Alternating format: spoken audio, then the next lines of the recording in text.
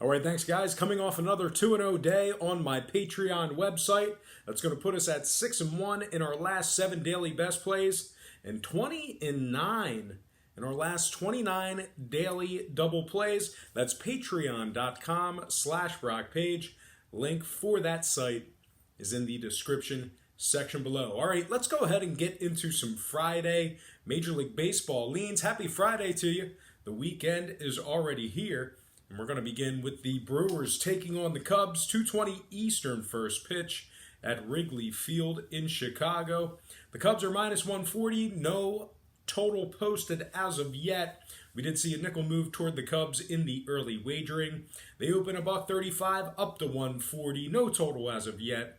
56% of the consensus is leaning toward Chicago. And at the moment, Milwaukee is plus 130 on the money line. We have Zach Davies for the Brewers, Jose Quintana for the Cubs. Quintana's 8-7 on the year. He also has 98 strikeouts in just 116 innings pitched. Now Zach Davies on the other side for the Brewers, just 1.37 whip on the year. The Cubs are 36-18 at Wrigley Field this year. They're first in offensive walks at home, fourth in runs allowed at home, and fifth in hits allowed at home. So very tough to put some runs on the board against Chicago at Wrigley Field this year. Now the Brewers on the other side, they are 23rd in striking out on the road. They've also won just 7 out of their last 20 when traveling. They're just 24-29 overall for the year away from home.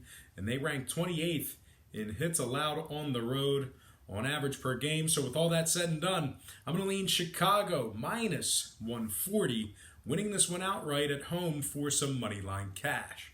All right, before we go ahead and move on, just want to take another quick timeout and welcome you to the show. Got some lines of personal leans out for Friday's Major League Baseball action. Once again, happy Friday. The weekend is already here. Now, I got to remind you once again to check me out on my website, patreon.com/BrockPage.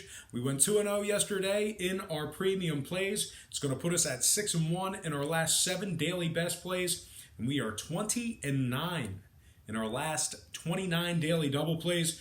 Just an outstanding run right now on that site. Link for that site is in the description section below. That is patreon.com/BrockPage. One more reminder, there are plenty of BrockPage fake troll accounts impersonating me out there on YouTube. If you happen to see that, just flag them, shut them down. I'm not going to litter people's comment section with posts and derogatory statements. I don't have time for it, and that's just not me. I don't need to discredit anybody else because honestly, I feel like I got a pretty good thing going here, and I don't really see many people as a threat to my content or my success here on YouTube. So I would not discredit anybody else. If you see Brock Page harassing other people on YouTube, report them, flag them, and let's get them the hell off of YouTube and let YouTube suspend and terminate those accounts. All right, guys, let's go ahead and hop back into some more lines of personal leans. All starts Eastern Standard Time.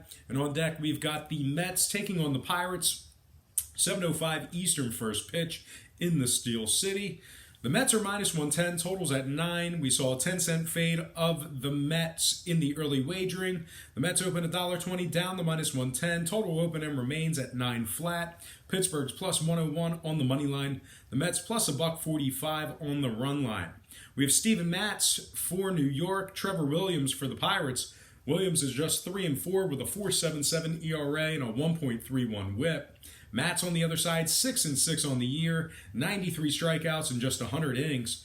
Pittsburgh really struggling right now. They were in the mix there last month for a second wild card spot, but man, they've dropped 10 out of their last 11.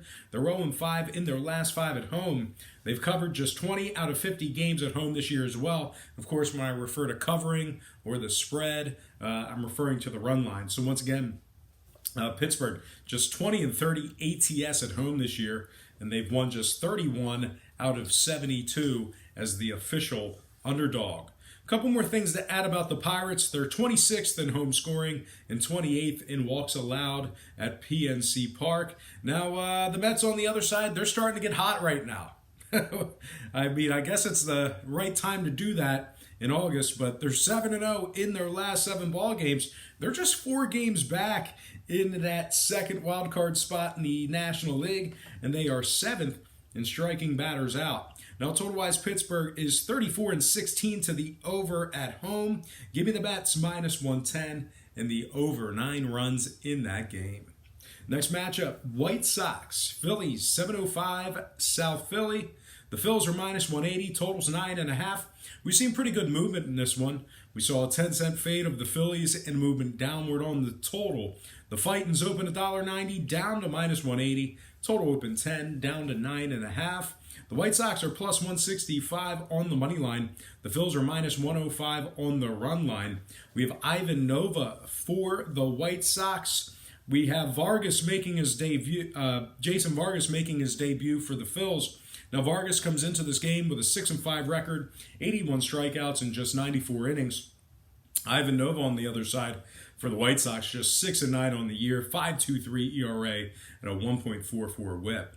Now, the Phils are 6 games over 500 right now, and they're still in the mix. And as a matter of fact, they're tied for first in that wild card spot. In that first wild card spot, and it's actually a 3-way tie for that wild card spot between Philly, Chicago, and Washington. But once again, the Phils 57-51, and right now tied for first in the wild card situation.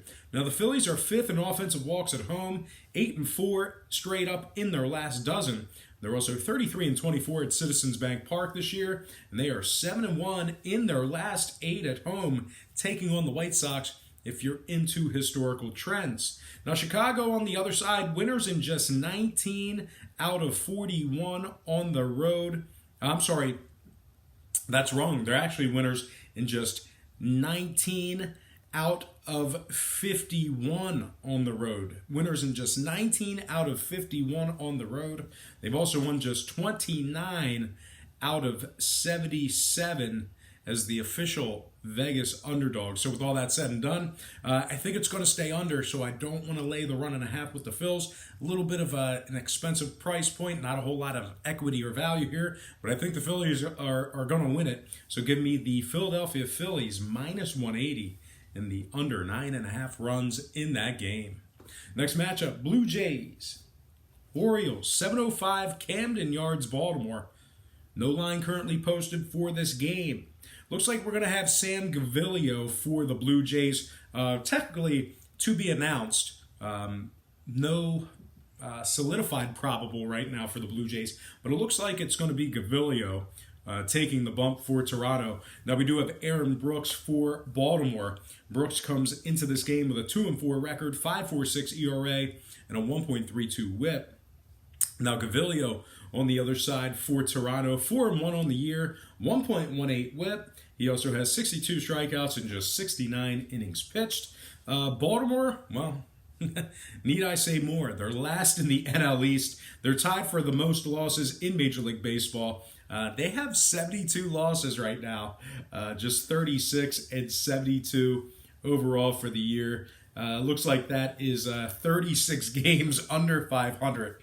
Baltimore ranks dead last in runs allowed on average per game. They're also last in striking batters out at home. So with all that said and done, I'm going to lean Toronto Blue Jays winning this one outright for some money line cash. All right, next game we have is Boston taking on the Yankees, 705 Bronx, New York. The Yankees are -125, totals 10.5. We actually saw a 10-cent fade of the Yankees in the early betting. They opened $1.35 down to $1.25. Total open M remains at 10.5. 56% are leaning Yankees, 67% shaded toward the over. Right now, the Red Sox are +115 on the money line. The Yankees +$1.55 on the run line. We have Eduardo Rodriguez for the Red Sox, James Paxton for the Yankees. Paxton's just 5-6 with a 4.72 ERA and a 1.51 WHIP. Eduardo Rodriguez on the other side for Boston, 13-4 on the year with 131 strikeouts in just 128 innings. Now Boston is first in scoring, first in hits, fourth in offensive walks. The Red Sox are also first in striking batters out on average per game. Now the Yankees on the other side, winners in just 2 out of their last 6. They're also 18th in striking out at home. and 17th in hits allowed. Now, total-wise, New York is 34-23 to the under at home. And I failed to mention that in their most recent series, which was just last week at Fenway, 4-game series, Boston won 3 out of those 4 games. So with all that said and done, I'm going to lean Boston plus $1.15 and the under 10.5 in that matchup there. Next game, Angels, Indians, 7-10 Cleveland. No line currently posted for this game. We have Dylan Peters for the Angels, Mike Clevinger for the Indians. Clevinger's 5-2 with a 3.28 ERA and a 1.05 whip. He also has 72 strikeouts in just 49 innings pitched. The Indians are third in runs allowed on average per game, fourth in hits allowed. They're also third in walks allowed and sixth in striking batters out. The Indians are 33-23 at home, 13-5 in their last 18, and they are 12-1 in their last 13 head-to-head matchups with the Angels at Progressive Field. Now, the Angels on the other side, winners in just 2 out of their last 7. They also rank 26th in walks allowed. I'm going to lean Cleveland Indians, winning this one outright for some money line cash. Next game, Reds. Braves, 720 Atlanta. The Braves are minus 140, totals at 9. We saw a nickel fade of Atlanta and movement downward on the total. The Braves open 145 down to 140, total open 9.5 down to 9 flat. 62% are leaning Braves, 63% shaded toward the over. Right now, Cincinnati's plus 130 on the money line. The Braves plus $1.35 on the run line. We have Alex Wood for the Reds, Kevin Gausman for the Braves. Gausman's 3-6 with a 5.97 ERA and a 1.45 whip. Alex Wood on the other side for the Reds, he gave up just 2 earned runs in 4 2/3 innings in his last start. The Braves are 4th in home scoring.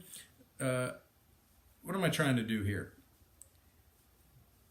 Well, even though Gausman has been bad as of late, and Alex Wood had a pretty good start for the Reds in his last outing, the Braves are still 4th in home scoring, 4th in home hits, 3rd in offensive walks at home.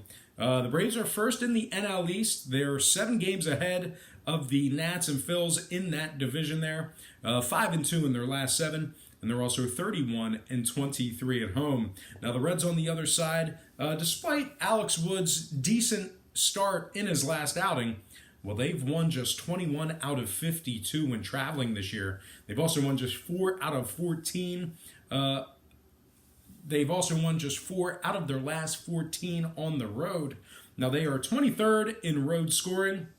They're also 26th in road hits. And when it comes to the total, the Braves are 11-4 to the over when Gausman makes the start. So with all that in mind, I'm going to lean Braves minus 140 and the over 9 runs in that game.